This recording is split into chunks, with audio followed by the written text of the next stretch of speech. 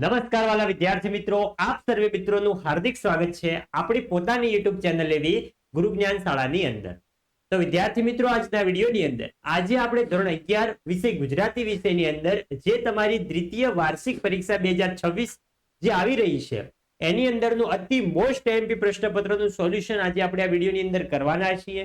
તો વિડીયોને તમારે છેલ્લે સુધી મિત્રો સ્કીપ કર્યા વગર જોવાનો છે. અને જો તમે ચેનલ ઉપર નવા હોય, હજી સુધી ચેનલને સબસ્ક્રાઇબ ના કરી હોય, તો બીજા વિષયના પણ પ્રશ્નપત્રો મેળવવા માટે ચેનલને અચૂકથી સબસ્ક્રાઇબ કરી દેજો. ચલો તો વિદ્યાર્થી મિત્રો, જોઈએ આપણું પ્રશ્નપત્ર. તો જોઈ શકો છો અભ્યાસક્રમ છે તમારો 1 થી 21. અહીંયા કુલ ગુણ છે આપણા 50, સમય રહેવાનો છે આપણો 2 કલાકનો. એમાં વિભાગ એ નંબર છે, એ છે આપણો પદ્ય વિભાગ. કેટલા માર્ક્સનો છે? 10 માર્ક્સનો આપણો પદ્ય વિભાગ છે. જોઈ શકો છો 5 વિભાગ છે 10-10 માર્ક્સના. તો અહીંયા છે પહેલો પ્રશ્ન કે નીચે આપેલા પ્રશ્નો એક વાક્યની અંદર આપણે જવાબ આપવાના છે કે ચક્રવાક મિથુન કૃતિનો સાહિત્ય પ્રકાર જણાવો. તો એમ ઉગાર્યો ચંદ્રહાસ, સોરી એ થોડીક મિસ્ટેક થઈ ગયેલ છે. એમ ઉગાર્યો ચંદ્રહાસ નહીં આવે, પણ અહીંયા આવશે ચક્રવાક કૃતિનો સાહિત્ય પ્રકાર ખંડકાવ્ય છે. વિદ્યાર્થી મિત્રો, તમારે જો આ સારી રીતે તૈયાર કરવું હોય તો તમે અનુક્રમ મણિકાનો સહારો લઈ શકો છો. આગળ જઈએ. આગળ છે નીચે આપેલા વિકલ્પોમાંથી યોગ્ય વિકલ્પ પસંદ કરી આપણે ઉત્તર જણાવવાના છે. એમાં છે કે વન અને ચાંદલિયો શેનું સૂચન કરે છે? તો વન અને ચાંદલિયો એ મિત્રો શેનું સૂચન કરે છે? એ મિત્રો આપણે એકલતાનું સૂચન કરે છે. આગળ વધીએ.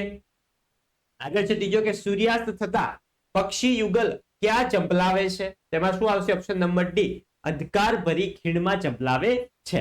અને ગુજરાતી વિષયના બાકીના જે 2 આઈએમપી પ્રશ્નપત્રો છે એની લિંક વિડીયોના ડિસ્ક્રિપ્શન બોક્સમાં આપેલ છે. અને ધોરણ 11 ના તમામ પ્રશ્નપત્રોની નીચે પ્લેલિસ્ટ તમને આપેલું છે, ત્યાં જઈને તમે મિત્રો જોઈ શકો છો. આગળ વધીએ. આગળ છે નીચે આપેલા પ્રશ્નો એક વાક્યની અંદર આપણે જવાબ લખવાનો છે. એમાં પહેલો કે હરિને સી રીતે મૂલવી શકાય છે? તો હરિને સાચી ભક્તિથી આપણે મૂલવી શકીએ છીએ. આગળ છે પાંચમો કે ઝાડવાને પોતાના ફળ અને છાયો કોને આપવા છે? તો ઝાડવાને પોતાના ફળ અને છાયો તેને ખૂબ મહેનતથી જળ સિંચીને ઉછેરનારને આપવા છે. આપણા રાઈટ જવાબો છે. આગળ વધીએ. આગળ છે નીચે આપેલા પ્રશ્નના 2-3 વાક્યમાં ઉત્તર લખો. એમાં છે કે વૃક્ષોને ફળીમાં એકલું શા માટે લાગે છે? તો વૃક્ષોના બધા ભાઈ ભાંડુ જંગલમાં છે. અહીં ફળીમાં તેઓનો સમય પસાર થતો નથી. દિવસો તો જેમ તેમ પસાર થઈ જાય છે, પરંતુ રાત્રે એમને એકલતા સાલે છે અને જંગલમાં રહેલા સ્વજનોની યાદ આવે છે. માટે ફળીમાં વૃક્ષોને એકલું લાગે છે.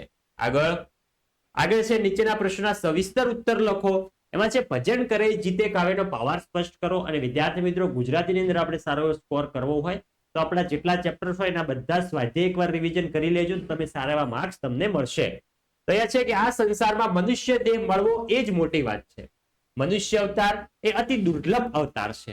જો મનુષ્ય પ્રેમથી હરિની ભક્તિ કરે તો હરિ તેના પર પ્રસન્ન થાય છે. હરિ એટલે કે આપણા ભગવાન.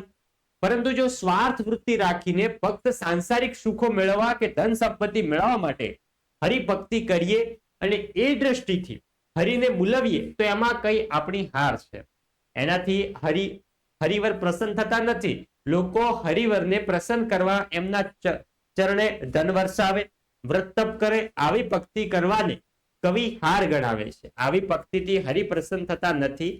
આથી હરિવરને સ્વાર્થ વૃત્તિથી ભજવાનું છોડી દઈએ અને સાચા હૃદયથી થોડી પણ ભક્તિ કરીએ તો હરિવર આપણા પર પ્રસન્ન થાય છે અને એ જ સાચી જીત છે આપણી.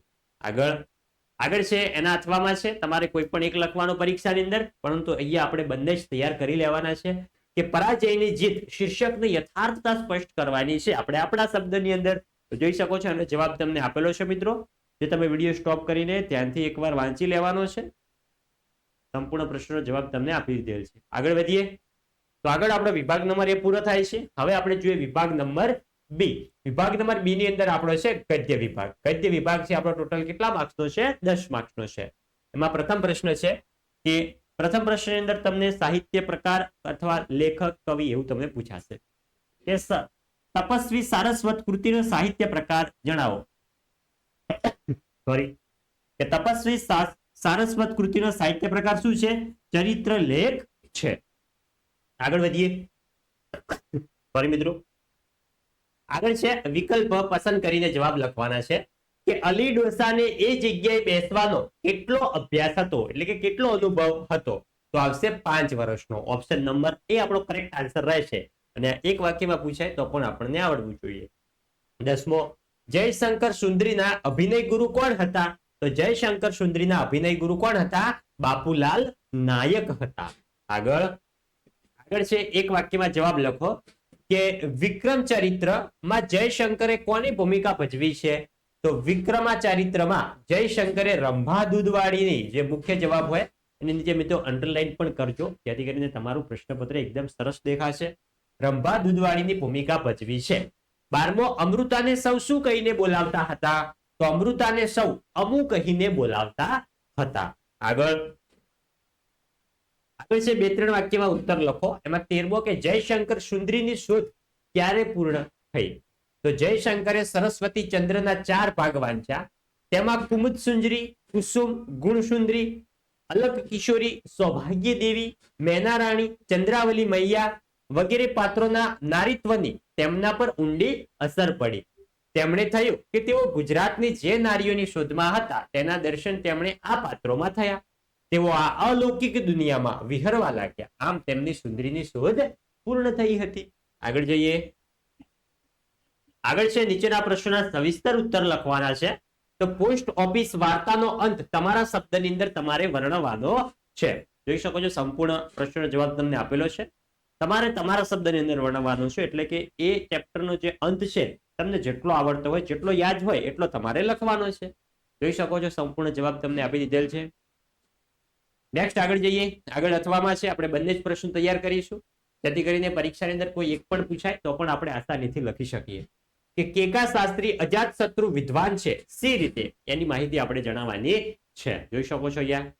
આગળ તો આગળ આવે છે આપણો વ્યાકરણ નંબર વિભાગ નંબર સી, જે છે આપણો વ્યાકરણ વિભાગ. આ પણ છે આપણો 10 માર્ક્સનો. અને વિદ્યાર્થી મિત્રો ધોરણ 11 ના આપણા વોટ્સઅપ ગ્રુપની અંદર હજુ સુધી જોઈન ના થયા હોય તો વિડીયોના ડિસ્ક્રિપ્શન બોક્સમાં તમને આપણા વોટ્સઅપ ગ્રુપની લિંક આપેલી છે. તો અચૂકથી ભૂલ્યા વગર તમારે જોડાઈ જવાનું છે. જોઈ શકો છો સમાનાર્થી શબ્દ શોધીને લખો. એવા છે કોઈ પણ 2 શબ્દો આપણે આપવાના છે. 3 આપેલા છે, એમાંથી કોઈ પણ 2. અહીંયા છે સુકાની. સુકાની તો શું થાય? કપ્તાન. પછી છે પાણી. અહીંયા મિત્રો વ્યાકરણ વિભાગની અંદર દર વખતે અલગ અલગ પૂછાય છે, એમાં કઈ આઈએમપી ના હોય, પરંતુ આ ખાલી તમને પ્રેક્ટિસ માટે આપેલા છે. પાણી તો થશે વાડી, જળ ને સલીલ. પછી તિમિર. તિમિર તો શું થશે? તિમિર તો થશે અંધકાર. આગળ જઈએ. આગળ છે આપણો કે રેખાંકિત શબ્દનો વિરુદ્ધાર્થી શબ્દ શોધીને વાક્યનો અર્થ ન બદલાય એ રીતે આપણે લખવાના છે. 3 આપેલા છે, એમાંથી કોઈ પણ 2. તો અહીંયા જોઈ શકો છો, અહીંયા નીચે અંડરલાઈન હશે સાસરા નીચે. તો દીકરી મરિયમ પરણીને સાસરે ગઈ, એટલે કે આ જે અંડરલાઈન કરેલો શબ્દ છે એ શબ્દનો આપણે વિરુદ્ધાર્થી શબ્દ પણ લખવાનો છે અને વાક્યનો અર્થ પણ ના બદલાવો જોઈએ. તો દીકરી મરિયમ પરણીને પિયર ન ગઈ. પછી વિષયાને માટે વિષ લખાય. તો વિષયાને માટે વિષની જગ્યાએ અમૃત. વિષયાને માટે અમૃત ન લખાય. જે મુખ્ય વિરુદ્ધાર્થી હોય એને નીચે અંડરલાઈન પણ કરજો બ્લેક બોલ પેનથી. આગળ છે અમુની વિદાય હતી. તો અહીંયા વિદાય નીચે હશે. તો અમુનો મેળાપ ન હતો. વચ્ચે શબ્દ સમૂહ માટે એક શબ્દ કોઈ પણ એક આપવાનો છે. જોઈ શકો છો અહીંયા બી આપેલ છે કે શાકભાજી વેચવાની બજાર, એને આપણે શું કહીએ છીએ? શાકપીઠ. જેનો કોઈ શત્રુ ના હોય તેવી વ્યક્તિ, તો એને શું કહેવાય? અજાત શત્રુ. વિશિષ્ટ રીતે વાળ ઓળાવા, તેને આપણે શું કહીએ છીએ? પાટિયા. નેક્સ્ટ આગળ છે આપેલા તળપદાનો શબ્દનું શિષ્ટ રૂપ આપો. ઓવારો. ઓવારો તો શું થશે? કિનારો. સાટે. સાટે તો શું થશે? બદલે. પછી છે આપેલ શબ્દની જોડણી સુધારીને લખવાની છે. તો જે મિત્રો પરીક્ષા અંદર 2 થી 3 વખત પૂછાણી છે એવી છે નિરીક્ષણ અને પરિચિત. પરિચિતની જોડણી તો ખાસી વખત પૂછાણી છે. આગળ છે શબ્દનો અર્થભેદ જણાવવાનો છે આપણે. તો જોઈએ આપણે અર્થભેદ. તો અહીંયા છે દિન. દિન તો આ દિનનો મતલબ થઈ જાય ગરીબ, અને જો બીજું દિન છે એનો મતલબ શું થાય? એનો મતલબ થઈ જાય દિવસ. પછી રવિ. રવિ તો થાય રસ, અને બીજો રવિ તો શું થાય મિત્રો? પાક. જે મિત્રો રવિ પાક હોય છે, રવિ પાક, ખરીફ પાક 2 પ્રકાર હોય છે. રૂઢિપ્રયોગનો અર્થ આપી વાક્ય પ્રયોગ કરવાનું છે. એ પણ 2 હશે, એમાંથી કોઈ પણ એક. તો અહીંયા છે આંતરડી કકડવી. આંતરડી કકડવી એનો શું થાય? અંતરમાં દુઃખ થવું. અને વાક્ય પ્રયોગ તમારે તમારી રીતે જાતે કોઈ પણ કરી શકો છો. આગળ વધીએ. આગળ છે ભાન ભૂલવું. તો આવશે ધ્યાન ન રહેવું. તો બધું ભાન ભૂલીને મહેશ ટીવી જોવામાં તલ્લીન થઈ ગયો. બધું ભાન ભૂલીને મહેશ ઉત્તરાયણમાં પતંગ ચગાવવા તલ્લીન થઈ ગયો. એવું તમે લખી શકો છો. તો નીચે આપેલા પ્રશ્નોમાં દર્શાવેલા સૂચન મુજબ કોઈ પણ ત્રણના ઉત્તર લખવાના છે. તો મેં અલીને જોયો, અહીંયા કર્મણી એટલે કે કર્મને મુખ્ય બતાવવાનું છે આપણને. તો મારાથી અલીને જોવરાયો. જોઈ શકો છો, જોવું એ કર્મ છે, જોવરાયો એ મિત્રો બદલાઈ જશે. આગળ જઈએ. સ્ત્રીને પેઠે જીભ પણ ઘાયલ કરે છે. સંયોજક અને પણ કે એવા આપણે સંયોજક છે તો અહીંયા કયો છે? પણ. જોઈ શકો છો જવાબ. અતિશય ગરમી લાગે છે, નિષેધ વાક્ય બનાવો. તો મિત્રો વાક્ય બદલવાનું પણ છે અને એનો અર્થ પણ ના બદલાવો જોઈએ. તો અતિશય ઠંડી લાગતી નથી. પછી છે શાખાવાની તરુવર્તણી ચક્રવાકી છુપાતી.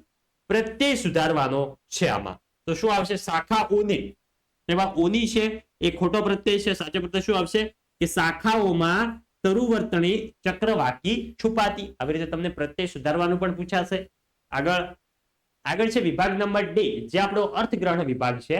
એમાં છે કે નીચે આપેલ કાવ્ય વાંચી નીચેના પ્રશ્નના ઉત્તર જણાવવાના છે. એ છે 4 માર્ક્સનું. તો જોઈએ સંપૂર્ણ કાવ્ય અને એના પ્રશ્નો. જોઈ શકો છો પ્રશ્ન છે કે કવિ ક્ષીણતાને કેવી રીતે છેદી નાખવાનું કહે છે?